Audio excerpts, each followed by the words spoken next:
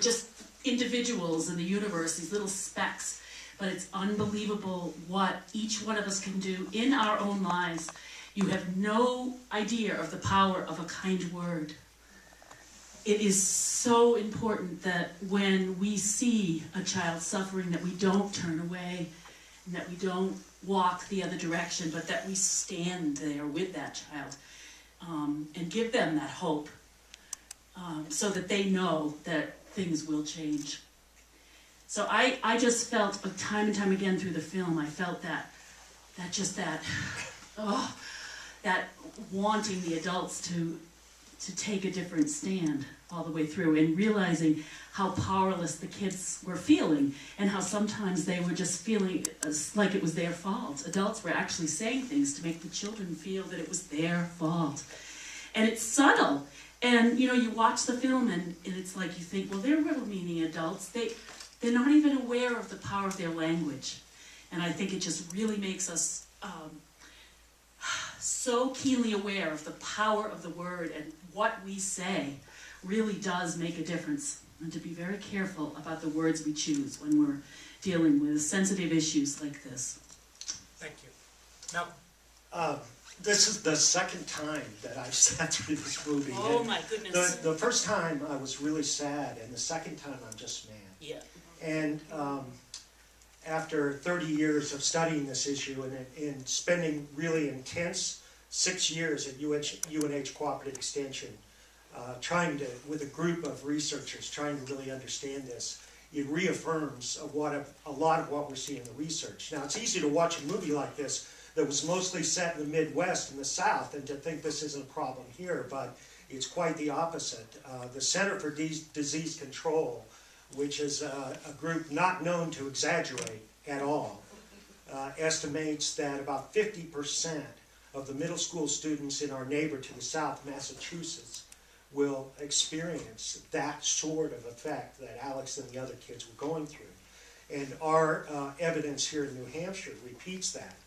But in 2010, because of Carol Croteau and some of the people on this panel tonight, we passed what I think is one of the best bullying laws in the nation.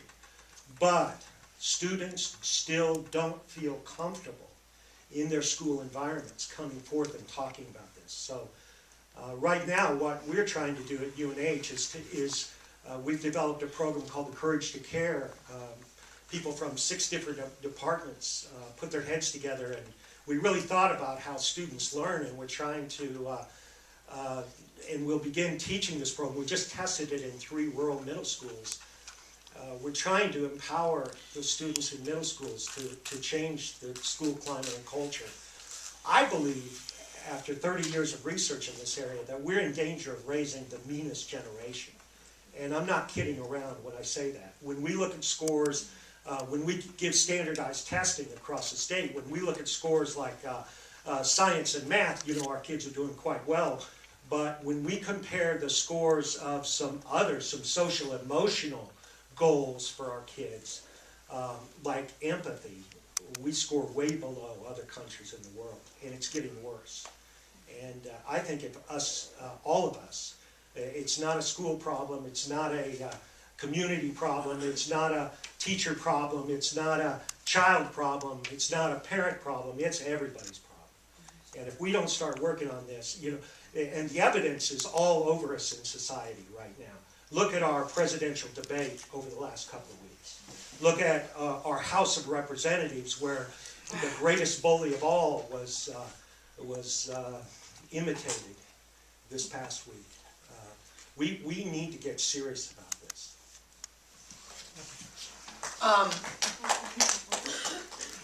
All I can do is repeat what Trish said. It's like seeing the power of an individual. I work with GLSEN, which is a gay, lesbian, straight education network here in New Hampshire. And it's my duty and my goal to be that one person for kids. My coming out process was very easy, and seeing other people's the trials and tribulations they go through, attempting suicide or hurting themselves or not feeling worthwhile is the reason I do this. The reason why I'm a member of GLSEN, and it's also my life goal, is to make it so that kids feel important, because they are important. And there were so many times that Malia especially when the mom said, no, when Alex said, if they're not my friends, who's my friend? I'm like, I wanted to scream, I'm your friend!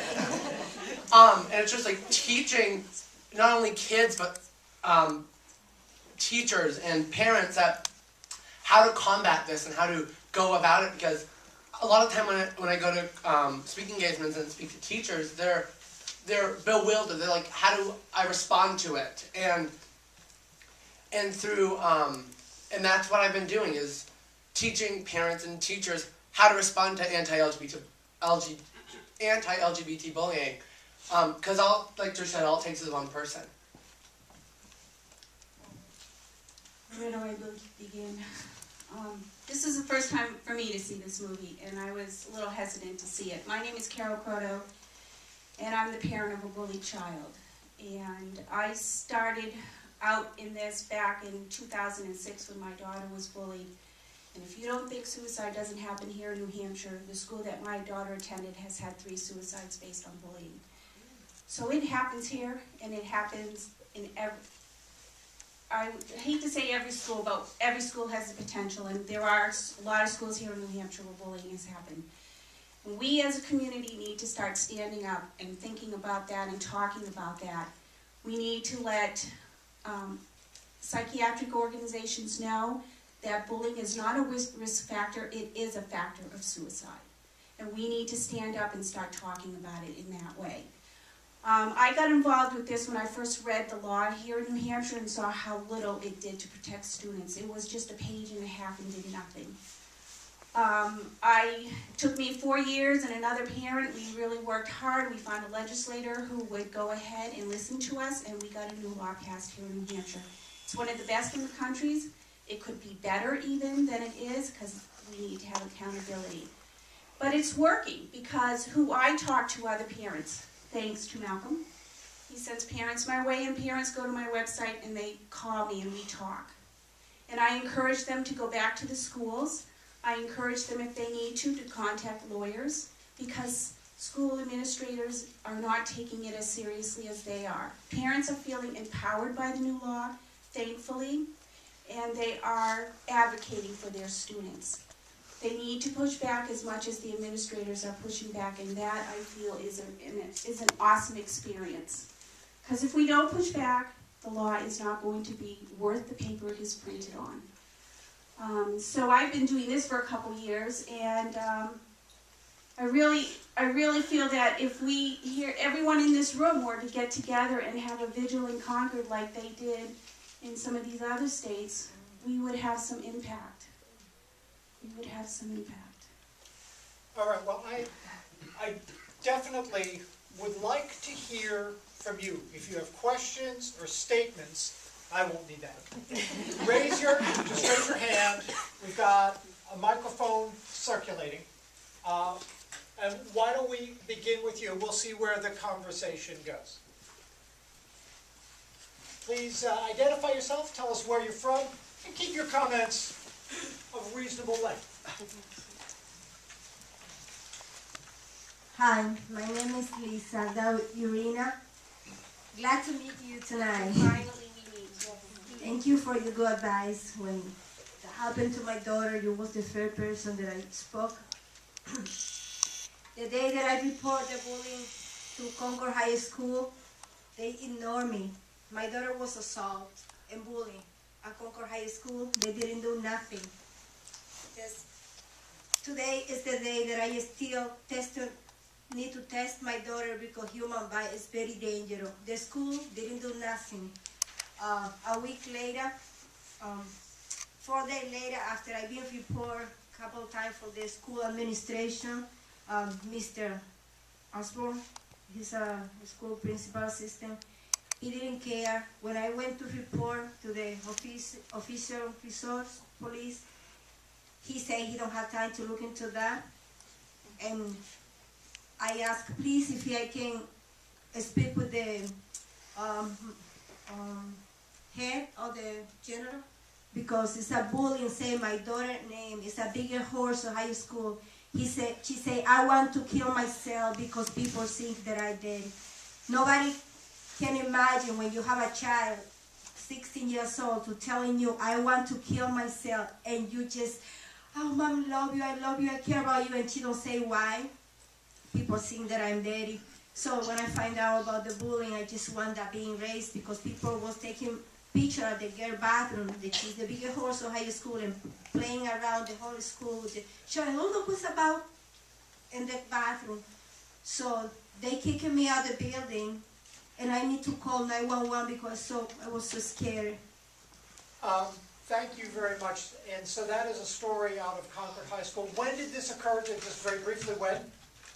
My daughter was assaulted in January 25th, and about the bullying. Just this past January? February, yes. February was the night report. My friend, 2 weeks later, he went with me, and he told them that I asked the bullying is still hanging in the bathroom, and he said that need to be erased from the bathroom. He helped me with that. The school didn't do it. So I started now multicultural campaign, stand up, speak, bullying. I represent now Multicultural Parent Association because somebody needs to do something. Through love, we are the people, we are the community. Parents need to get together.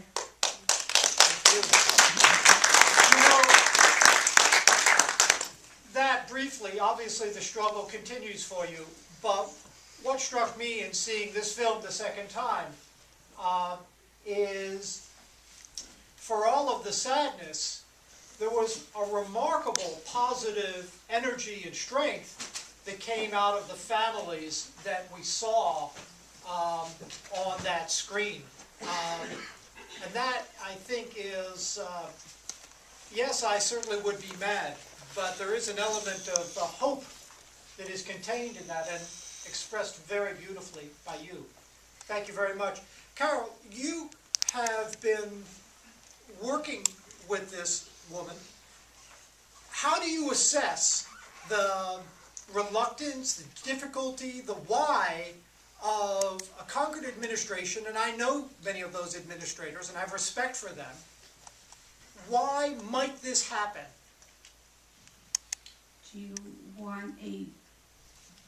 Give me a generic type of answer. Don't go after particular people, obviously. Well, I haven't worked with her directly. We've talked on the phone. And I'm glad you're doing what you're doing, and thank you for doing, because there is the need for children in minority groups to be protected, and their voices are not being heard. Why? Administrators want to do other things than to deal with bullying. That's the bottom line. And why do they find it so problematic? We saw on the screen Because that they feel people were out of helpless. their league. As far as I can tell, they feel helpless in what they should do. They don't feel accountable. The other thing is they don't feel accountable, and our law does not make them accountable. And I think those of us from higher education really need to take responsibility. We don't train our teachers how to deal with this in our teaching schools. We don't offer effective classes in this. You walk into a building, and school bullying is all about the climate and culture of the school, and yet we teach nothing to our teachers about how to build a great... Some teachers get it instinctively, but many don't, and that's what we've been trying to do. But we're playing catch-up, and you saw the fumbling of the vice principal, God bless her, in this movie, who's, for all of her stupidity, it was really acting out of ignorance. It wasn't acting out of meanness or not wanting to do the right thing. It's just that she doesn't understand. the people who need to be trained, who are implementing the laws, are the administrators, and they're not doing the training. Yeah, And and it's that the administrators need to play a key role in driving some sort of improvement in this process. well, I want to say that it's really important to understand it. What I think we did really well in New Hampshire is define what bullying is. And in that definition is the answer. You want to tell us what that definition is? Yeah, the definition has two parts. And once teachers and administrators get this, then they can act responsibly. But they don't get it. So you have to really sit down and say, this is it. So the first part is that it's an act, and we said it could be a single act, because on the internet, one act can be so severe, and it'll be out there forever. So a single act or a repeated acts that first interfere with your right to an education. So, you know, in some way, it's so, so sad or so mean or so hurtful or so penetrable that it interferes with your coming to school and going to class. We have 189,000 students who stayed home from school today in the United States, according to the Department of Education, because of a bully. So that's the first part, but the second part, and this is the part that's so important, is bullying involves an imbalance of power. And you saw it over and over again in the movie. You know, it's somebody who doesn't look the same, who doesn't act the same, who doesn't live the same lifestyle as other people. And that's what we've got to get at, to educating kids, teachers, the entire community, that we have to have empathy and tolerance and love for people who have all sorts of differences. And that's the hard part about bullying. And it's not something our culture's doing very well right now. I think part of it is that we see it all around us. You were talking about, I think it was Malcolm talking about the presidential election, the media, what shows they're watching all the time, what they see on the internet. There's so much around.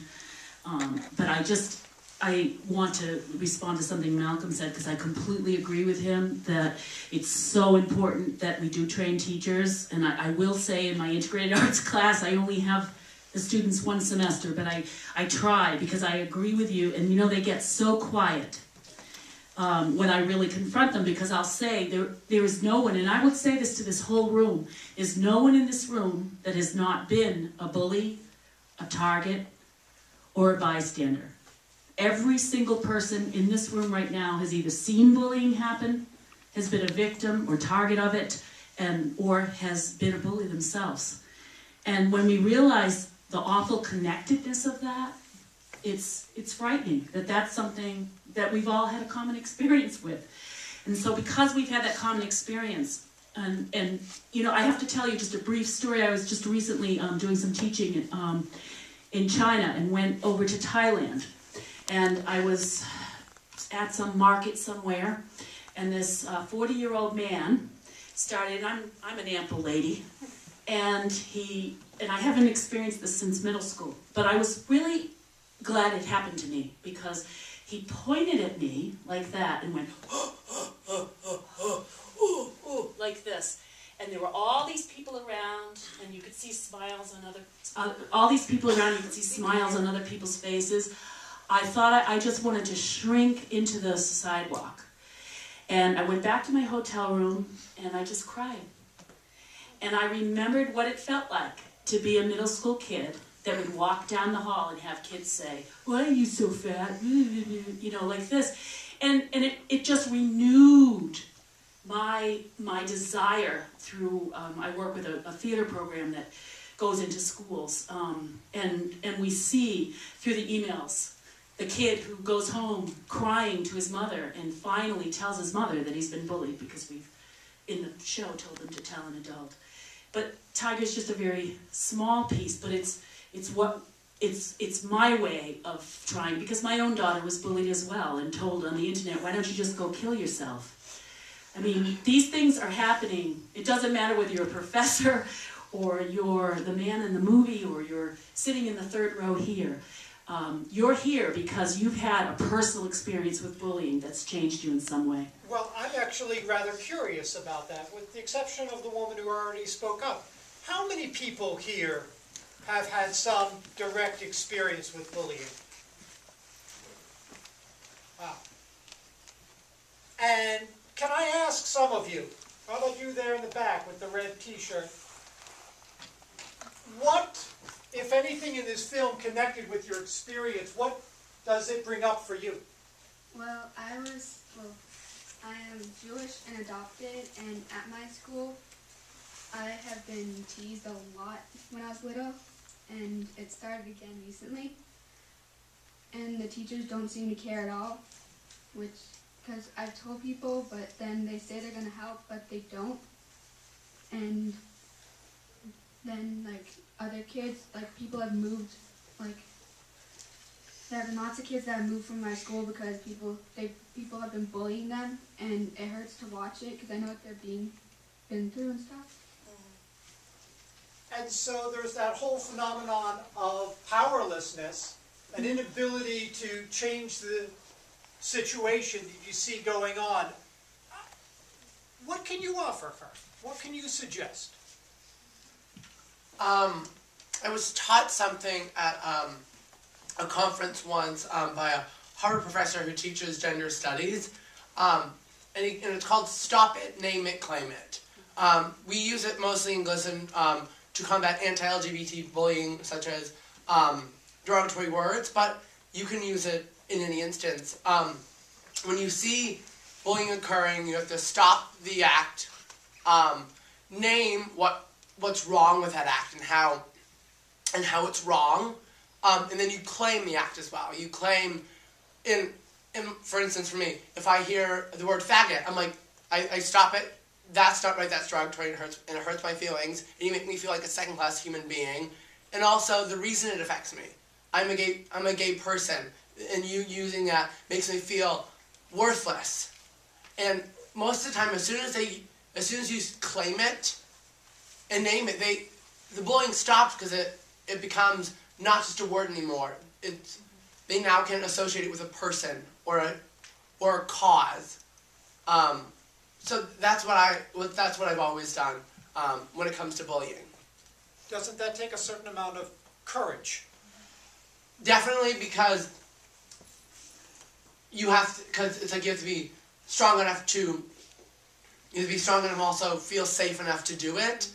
But if you don't do it, no one else will. So it's you having the gall to say something even though you might get hacked for it. And if you don't, like I said, if you don't do it, no one else will. So unless you make your voice heard, then you'll be silent, and you will also be silent for all those kids who need your help as well. I think, John, there's really two issues here. One is for all of us, the most vital question that the research shows in stopping this epidemic is when you see someone in your neighborhood, in your school, in your chair, wherever you are, who is the victim of meanness, the most integral question you can ask is this: who's got your back? And as you saw, there were children in the movie who couldn't say that anyone, even their parents who cared about him, you know, in Alex's case, his parents were not very effective because, so it's answering that question clearly. Who's got your back? To everyone around you. And if we can bring kids to that point, you know. But I think this is a brilliant example. You know, you're a great example of really what we have to understand as a society. That it's okay to be assertive, but it's not okay to be aggressive. And we've really gotten that confused as a society. It's happening with girls and with boys. We're internalizing and externalizing. I've got two issues, actually, that I might raise, and I will point them out, but what I would like to do is turn to you again and ask somebody else to say why they are here. But let us be clear that very often the bullying occurs in settings like a bathroom where you are outnumbered. And there may not be someone obvious around who has your back. Well, just a second, John. That's really important because everybody here should go back to their school board and demand more personnel in their schools. Because what we find is bullying takes place in places where parents and teachers don't go. We cut schoolyard supervision. We cut the number of people in the cafeteria. We cut and we're raising the class sizes in New Hampshire. And this is the breeding ground for this epidemic. All right, sir, I do not want to miss your question. We'll get a microphone down to you in just a moment. Thank you. I'm Roy Schultz from Manchester, New Hampshire. I'm a recently elected school board member. And I realize that there are many things that are very disturbing and all, but from what I've heard here, I want to put a bright spot in, at least for Manchester. I think, and by the way, I'm not only on the school board, I'm on the student behavior subcommittee, which deals with the kinds of problems, bullying and so forth. And I feel, in view of what I found out, in the few months I've been on board that Manchester has a fantastic system for dealing with bullying. They have you're laughing already? I'm disagreeing already. Your superintendent was here last week and said exactly the opposite. Dr. Brennan? Dr. Brennan sat in that chair right there and said And that what- they were really frustrated that they couldn't attack the problem in the way they'd like. And that's how every superintendent in this state feels. All right. What I was going to say, let's say, having said what you did, let me say what I'm experiencing. For one thing, what I've seen is they have 4 levels of misbehavior. And anything from a level 2, 3, or 4 has to be given, end up with the superintendent, who has to deal with that problem. And let me take a brief aside. If anyone has a problem, as I see it now, as I understand it in Manchester, any adult, any parent has a problem with bullying, the best thing to do is go to the superintendent directly, not to the teacher or to the principal. You go directly to the superintendent. He will then assign or investigate the problem and go to the principal or the teacher and so forth. In that way, it's not just the teacher who can pass it off, but rather the superintendent gets involved, and he has to report it to the board. And if there's If you wrap it up, because I've got a follow-up on that. yeah, if there's an instance, well, I have to complete this.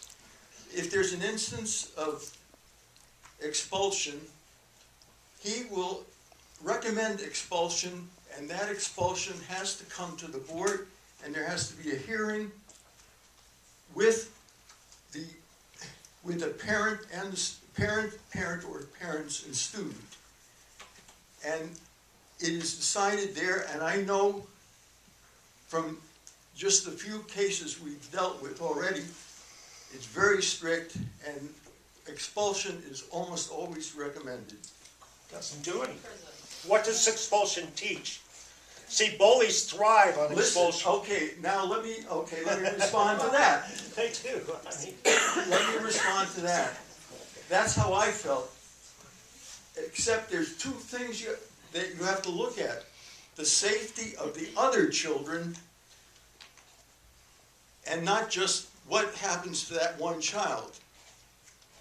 I've gotten to look at what is happening, and I'm saying the safety of the other children takes preference over what happens to that one child. Well, if you really believe that, then you'll support the woman sitting in the back row. Sitting up there is Claudia Ferber from NAMI, the National Alliance for the Mentally Ill. Because what bullies need is some intervention. They don't need to be expelled into the community with no help. They're suffering too. They're suffering problems. It's not the bullying, sir, you dealt with as a child.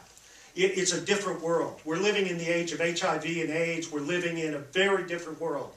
The average 5th grader has seen 6,000 televised murders. This is not the world you grew up in, and bullying is not the bullying that you or other board members experience. Dr. Brennan is dealing with an epidemic, and you've got to support him, give him the tools and the manpower and every program you can purchase to help fight that. There, the woman holding up her hand. There we go. You with a, I don't know, light-colored sweater. Thank you. My name is Rona Zlakauer, and I direct a program called Media Power Youth, empowering youth to lead healthy, safe lives through smart use of media. And I want to address one of Malcolm's points about this meanest generation, that children are living in a culture where, from SpongeBob video games to WWE, where bullying is big entertainment. It's It's huge production. It's profitable business, and it's increasing at an ever increasing speed, and it's 24/7, and our kids are exposed to it. So a lot of the lessons that they're learning in their health classes and from their parents and from very excellent programs are being overridden by this very powerful force of media. And I also wanted to say that oftentimes, it wasn't so much illustrated in this documentary, but oftentimes the tipping point these days is that electronic media and the internet has become the cafeteria, the school bus, the lunchroom, the bathroom, and it is, as Malcolm says, where, as you all say, where bullying occurs is where there is no supervision and privacy.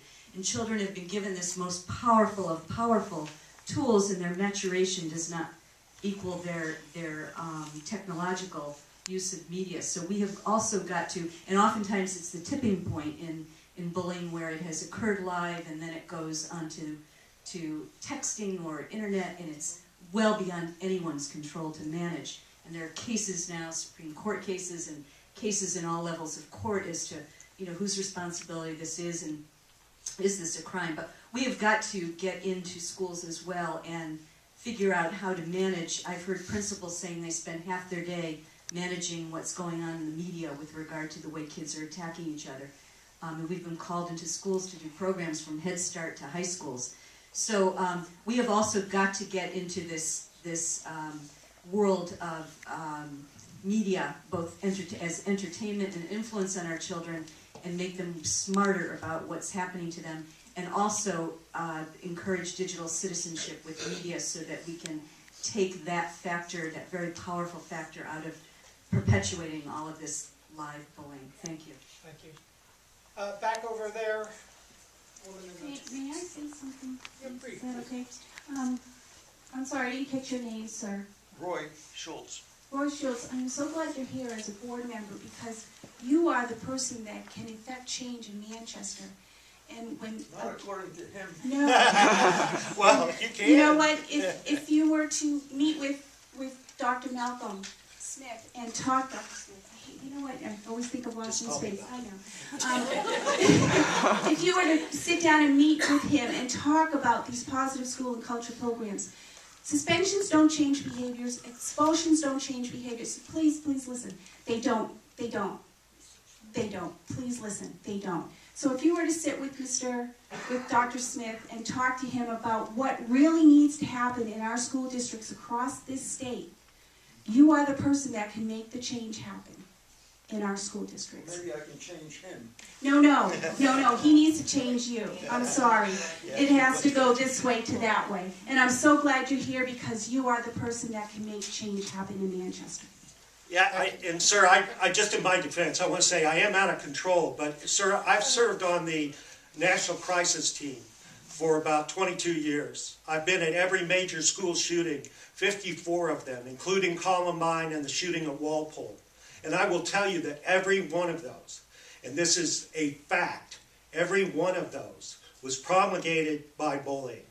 And if you don't want a crisis like that in Manchester, you will support Dr. Brennan's need for more manpower, more programs, and more money to fight this epidemic. 2 years ago, we had the swine flu or the whatever flu it was, and people were running around with masks, and you were screaming at the legislature to stockpile medication. Well, we've got an epidemic that's going to affect 35 to 50% of the kids in your school district. What are you going to do? As a parent, I'd like Let's to not support beat up on this that. guy. He showed up. Yes, you in the back. My name is Nina, and I'm this young lady's mother, and I've been dealing with the school system for years and years. And I can tell you that the children that are doing the bullying are extremely subtle. They're very manipulative. They can do it in the back of the classroom as well as in the hallways and the playgrounds. They're very, very good at what they're doing. The second problem, besides catching them and documenting it instead of he said, she said, is that many of the children, come from dysfunctional homes, and a lot of the parents are more than willing to yell at the teachers and the administrators for blaming their child. So it becomes a very vicious cycle. And sadly, the children that are going to school to actually learn are being negatively impacted emotionally as well as with their academics. And even when my daughter stands up for bullies in the class, they bully her more. Oop, that didn't come out right. When my daughter stands up for people in the class that are being bullied, the bullies step down on her harder. So it's definitely an epidemic, and yes, Roy, the school boards absolutely need to get people in the schools and to educate the administrators and the teachers, because the problem here is you never hear about it because it never gets past the teachers and the administrators. They're even keeping it hidden between the 7th and 8th grade and not even notifying the rest of the school and the grades from kindergarten through 6th grade. One of the things I just wanted to say is that we need more kids like your daughter who are willing to stand up, and one of the things we try to do in T.I.G.E.R is to really empower the bystanders, because upstanders. Oh, see, he's got the much better terminology. The more upstanders. That's a great. We have to change the title of our show. That's great. Well, you're going to help me with that. That's great. So we need to empower the upstanders, like your daughter, all of those kids that are the kids in the school that are good kids. You know, and all the kids are good somewhere in them. It's just some of them have been hurt, and some of them have had different challenges. But if we can get more upstanders, think about all the percentage of bullies versus the percentage of upstanders. But the upstanders need to be empowered, like your daughter, to stand up, because the masses, you know, will have an impact, and then the culture will change.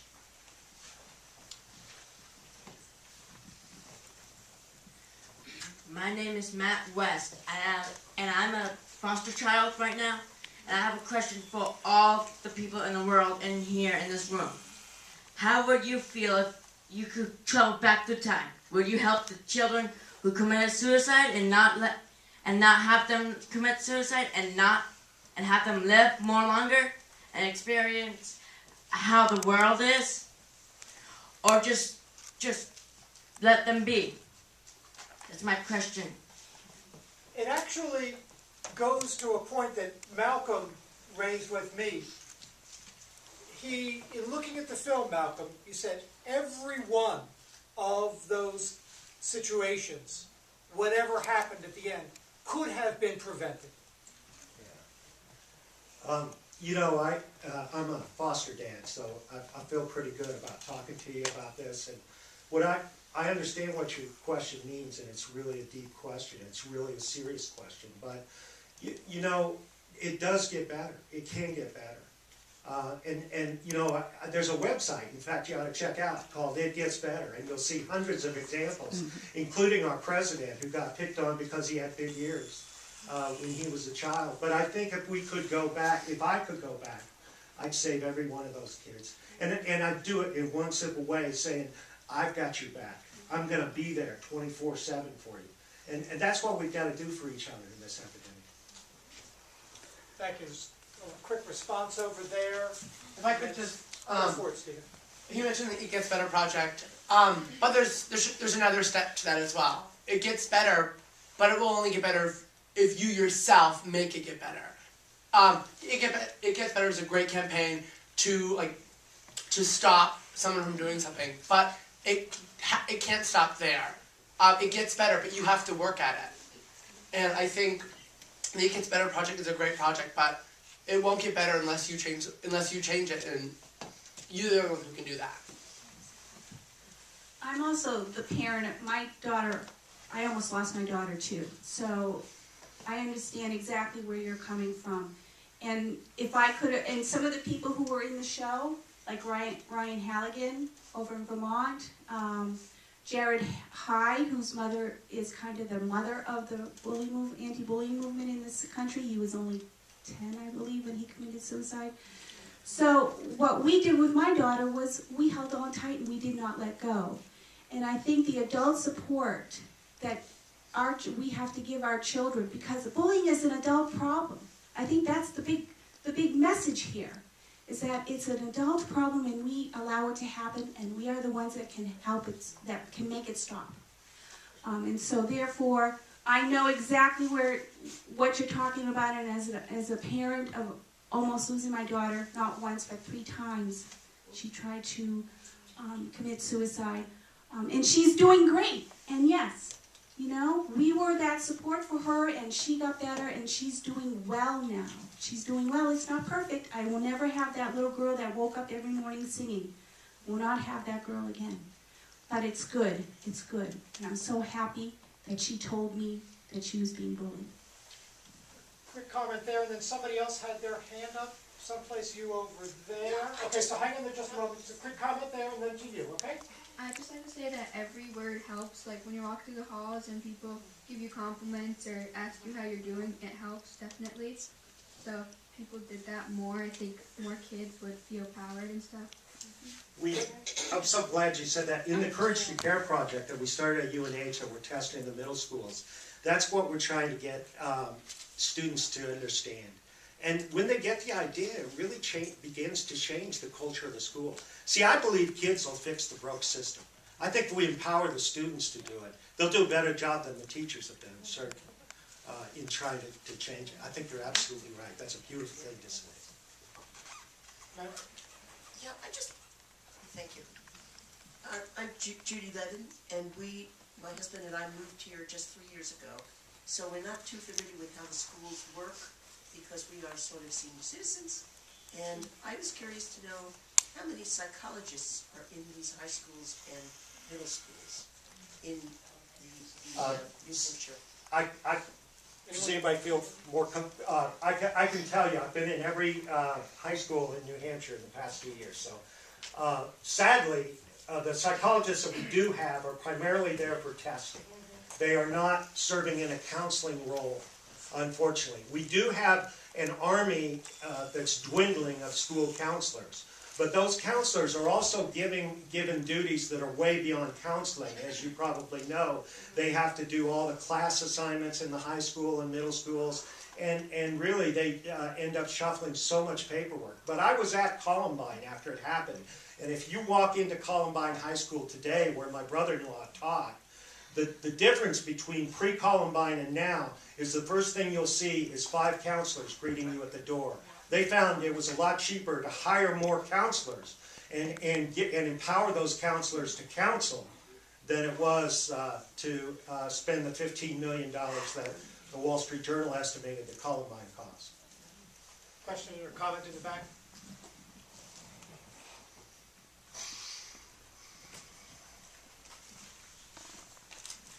I just have a couple of thoughts. My name's Claudia Ferber, as Malcolm said, and I'm from NAMI, New Hampshire. I'm the director of Child Advanced Program. And I also have the opportunity to go into many schools. And I can tell you that many of our children with serious emotional disorders are the victims of bullying. And I also have had the opportunity to work with many school boards. And I really believe as adults, we need to model better behavior. When I have adults making public statements that are bullying children with serious disorders or because of their gender identity, this is not acceptable behavior, and we are modeling it. This is an election year. I ask you to really think about the people you're voting for and talk to other people and ask those hard questions. Because right now what we see in our legislature, and this is me personally speaking, is very frightening because we have adults publicly bullying one another, and then we expect different from our children. I also ask you to look, if you're not familiar with it, in New Hampshire, each year they do a youth risk behavior survey, and kids self-report on a wide range of areas. One of the things that I find the most disturbing, and this is an aggregate, and I'm not good with numbers or percentages, so please don't quote me, but I believe, and Malcolm, you might know the statistic, but most of our children report not feeling connected to anyone in their communities, which is the #1 protective factor for our kids. And when I have students telling me that not only are they bullied by their peers, but there are adults in the building who stand and laugh and engage in the same behavior, we need to think about it. There's 2 major cities in this state, and I'm not going to identify them, but if you want to go and look, we've had school boards talking about children in the most mean is the word, and that we need to really think about who our leaders are, and as adults, we have a responsibility to choose leadership that is going to treat everyone with human dignity and respect. Probably for one last question or comment. Well, you both want to get in on it? Why don't you first and then you second? Yeah, I'd like to say something. Thank you.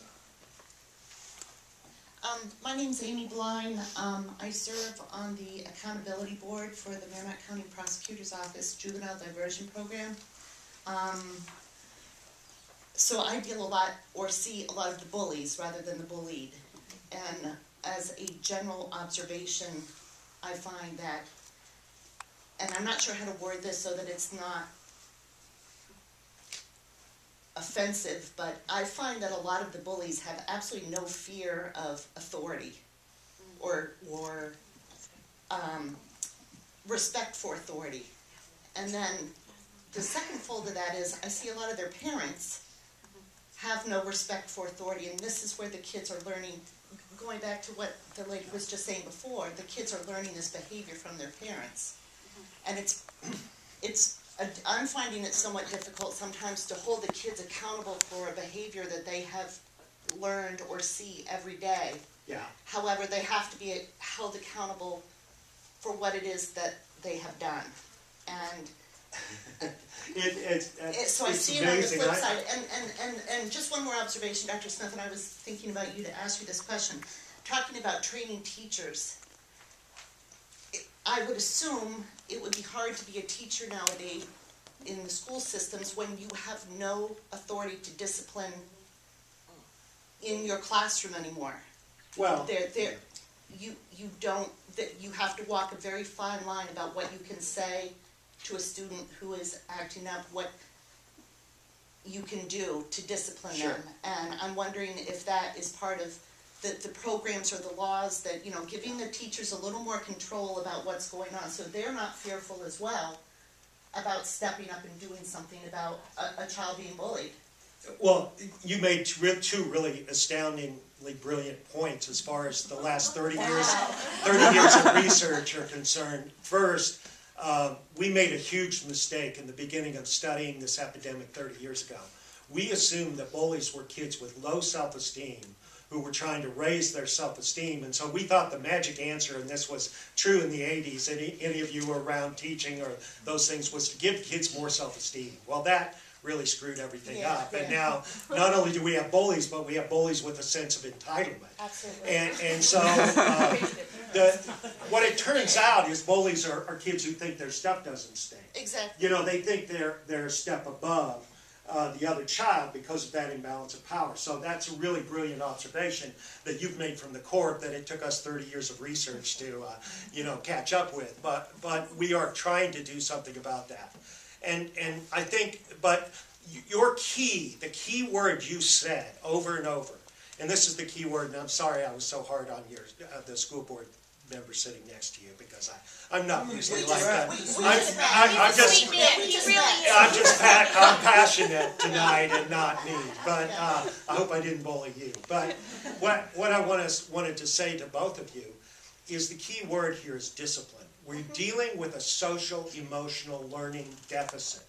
Just like we attack many other learning deficits, you have to teach. Right. The word discipline comes from the root word disciple, which means to teach in Latin. We're very careful not to use the word punishment when we're talking to the kids. Absolutely. It is a consequence of their behavior. And so the question we have to ask every teacher is, what are you teaching?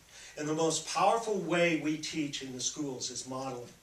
Right. And so we've got to change the culture and climate of our schools so that positive behavior is rewarded and negative behavior is redirected or retaught. Redirected at the early age, retaught at the beginning age. And that's why I challenge things. You know, typically how we deal with bullying in the school is we'll send a kid down to in-school suspension. Well, you know what they do down there? What I did when I was sent to the special ed class in 11th grade. You circle pictures and draw lines. And that doesn't fix the problem. What that child needs to do is take responsibility for their behavior and then perform. And this is what I hope and this is where the research has led us. And this is where I hope the courts will get to. That they have to perform an act of atonement. And I'm not saying say you're sorry. I mean, you have to do something nice. Or the Jewish call it a mitzvah, or the Cherokee call it a wapute, or, you know, in every language, every religion, you have to ask that child to recondition its brain to experience giving to someone else. And that's where we're at in trying to teach. So the program we're developing at UNH, that's what it's about. We're trying to get kids addicted to being good to one another again. We're trying to change the culture from the kids out. I want to make sure that woman back there has a chance to ask her question, so there we go. Thank you. I would just like to know if maybe you could look up and read a book called Feelings Matter by C.N. Derowan. That's all I wanted to ask. It's a dark green cover. It's got like kind of a celestial thing on it. It's on the internet, I think. I don't think it would be in a bookstore. And why is it such a great book for you? Well, it's kind of about the whole societal thing, but kind of from an international psychiatric kind of thing. Like, it's from somebody who's from Ireland, I think, and it's kind of her ideas from a psychiatric point of how society, it's all about this stuff. I'd rather that you read it than have me mess it up. So. Fair enough. Good advice. Let us decide for ourselves. I'm going to ask our panelists very briefly. It seems to me that one of the fundamental hurdles that we all face is that it takes more than one person to confront bullying. That if parents could cooperate with each other, or students could cooperate with each other. So I'd like to ask the panelists, if they could, to give us one example of how people came together, how small groups of people, just very individual, very particular, microscopic perhaps, managed to connect in such a way that they were able to reduce some episodes of bullying. And we'll go, it looks like we're going this direction. Okay. I have been working with a school over in Kearsarge Regional Middle School, not this past year, but in the last couple years. And there's a principal there who, and this is a model school. Everyone should go there and see it. And the vice principal there started doing this 7 years ago. And he used the kids, kind of like what Malcolm's talking about. Started out as a student leadership team. And then we talked about the Bystander Project, which I started and they took over. And they've been award-winning. They won. They took it to other schools so that they could model the behavior with other schools within their school district. They won New Hampshire Volunteer Award. They won National Award down in Florida. So it can happen in schools. It does happen in small groups. And when those small groups of students get together and they feel empowered, they empower the rest of the school. And that's from an adult supporting those students to do some wonderful, wonderful things. Thank you, Steve. I was the president of my high school's GSA, which is the Gay Straight Alliance. At our most, we maybe had like 10 people out of a school of like 2,000. But through our efforts in the GSA, we changed the school completely. We made it so that social justice was the first and foremost goal that we had to accomplish. And we did that through making events aware of LGBT youth, Day of Silence, Ally Week, where we just speak out for LGBT youth. And I didn't know I was making a difference until kids would stop me in the hallway and just say, you're my idol, or what you're doing is great, because I wasn't doing anything. I was doing what I was taught was right. And by doing what I thought was right and what I knew was right was changing my school. And it was just with a modicum amount of kids that we changed the school. And you can do that too. Just all you do is be passionate about what you feel, and that's all it takes. I saw a beautiful example at Dover Middle School, and we were trying to help a boy, an 8th grade boy, who was being attacked literally in the hall every day. You know, the shoving, and it didn't raise to the level of really physical, you know, issues, but it was just enough shoving and pushing that he was really upset and really hurt by it. And he was a very wonderful boy, but he just didn't have anybody to stick up for him, and so the boys would keep pushing him, and all of a sudden, in talking to him, we discovered that he, for the first time in his life, he had a girlfriend, and that he'd gone to a movie theater like this with her twice, and that they were getting to be really good friends. And so we pulled her in, and we all, as adults, started thinking, what are a group of 8th grade, a mob of 8th grade boys more afraid of than anything in the world? An 8th grade girl. And so we empowered her to be assertive. And she, during the time he was having trouble, she would walk down the hall with him and just say, stop that. And the 8th grade boys would run. So sometimes the solutions are right in front of us, and we just need to look a little harder. I'm a great believer in the power of the arts, and I've spent most of my life, I've been so honored to be able to work in the arts and to see the changes that can happen when kids work together in theater and music to the service of others. And when we go out into the schools with T.I.G.E.R, it's an educational theater company that goes into the schools. You might see the van going down 93. It's painted like a tiger. And we have a lot of fun with it. And we'll get emails from sometimes parents or schools after the performance. And about 3 weeks ago, we got an email from a parent, and it was so wonderful because it said, I'm not sure if I'm writing the right place. They had sent it to our website. I'm not sure if we're writing the right place, but I just wanted someone there in T.I.G.E.R to know that because of your performance, my son came home, disclosed to me he'd been bullied, and we were able to then work with him and the school officials and the teachers to be able to stop it. And my son is happier because of it. And I think you can't underestimate, again, where it's going to come from, you know? I know I've been in schools where the Courage of Care has been, and I know the power of that program. I know that T.I.G.E.R has its place too. There's all Carol's important work, the important work that you're doing. All of us need to do that work in whatever way we can, every single day. I just wanted to say there's some resources for parents that are really accessible and easy. One is Carol Croteau's organization is bullyfreenewhampshire.org, GLSEN.org, which is the Gay and Lesbian Association, and your local UNH Cooperative Extension Office. We have an office in every county, and our county here in Merrimack County is really active in this issue, and we have great advice and information for parents and for kids and for educators.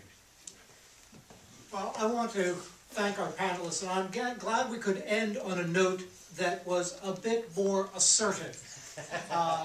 Clearly, the problem is most difficult to deal with because people are isolated.